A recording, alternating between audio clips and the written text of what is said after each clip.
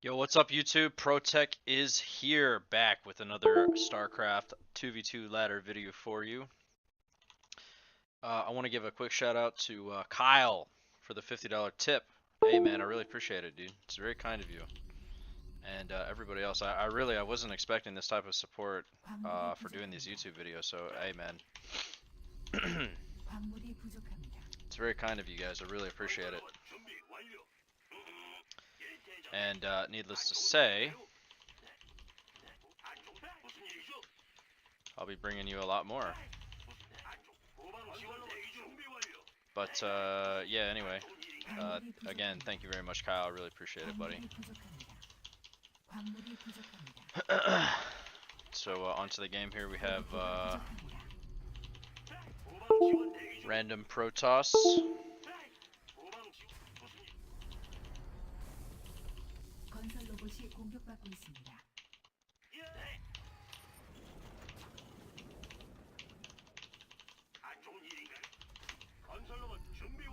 My teammate is scouting. He scouted a Terran, so one of the most common opens on this map is either 3-Rax Reapers or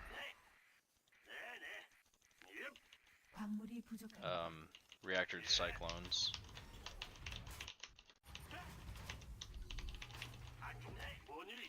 And the idea behind going for 3-Rax here is that, first of all, it's really powerful because the distance between the two bases on this map are like really close together, so you can do a lot of damage with this. And you could put yourself ahead. So this is the best build to do on this map.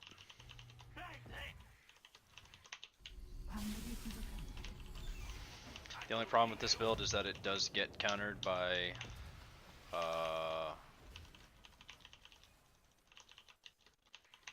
Protoss if they go for like 2-gate or like an Oracle or something like that.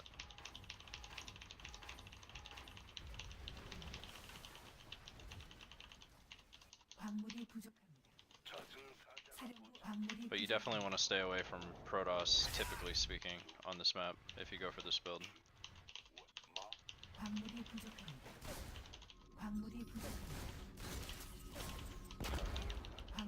I think he's 3-Raxing too. It's hard to tell though because that supply depot timing, he actually might be going factory. I think he's going factory. Although, what is this guy's name? No, his name is Rove. I'm pretty sure he's 3-Raxing, but I can't really scout it, so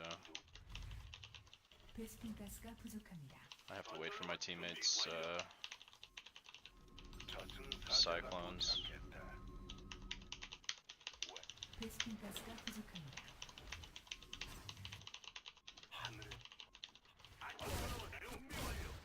That's only 2 Reapers, so he must be going factory.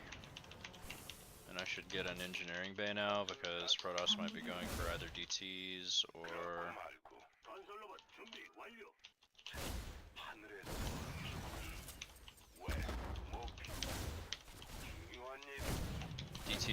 Oracle.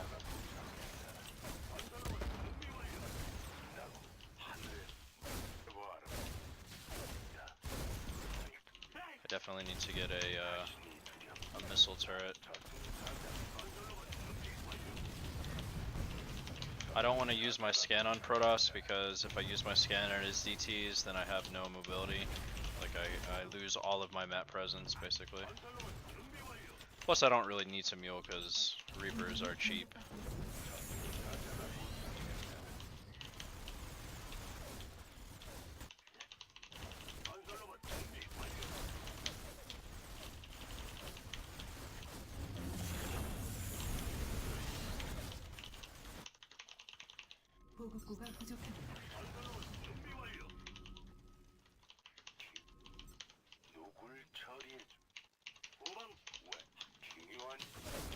His Cyclones are more important than my Reapers, so I'm gonna sacrifice my Reapers to make this push work.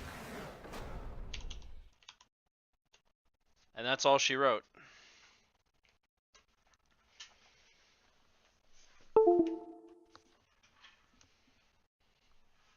as a Protoss player on this map, it's very hard. Basically, any split base scenarios is really hard on Protoss because Protoss units are strong, but they're very few and they're very mobile or immobile, excuse me. So if your teammate's base is here and your base is here and there's a travel distance between the two bases, sure, you can send units to your teammate, but the distance in which they are traveling, if it gets spotted, then those units get cut off, and then you can't, grow this ball of army that you need to be able to deal with really anything. It doesn't have to be like Reapers and Cyclones. It can also be uh like Reapers and Speedlings. It can be just a simple 4-gate. It can be just a simple 2-gated ep. It could literally be anything. Protoss just is really weak on maps where the bases are split like that. And back in like Wings of Liberty, back in like 2010 and 2011, when Blizzard actually gave a shit about the balance of 2v2, there were patches for units specifically for 2v2, and there were also map changes for 2v2. And particularly what I'm talking about is that back in the day, they removed and they said that they were going to stop doing split base scenario maps because Protoss is too weak.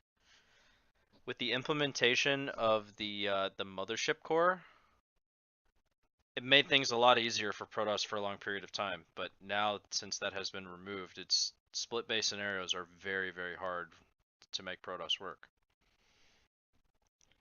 In fact, I think game 2 of this series that I'm doing, I lost as Protoss in basically a split base scenario. The bases are joined, but they're so far apart from each other that it's really hard to be in position for everything.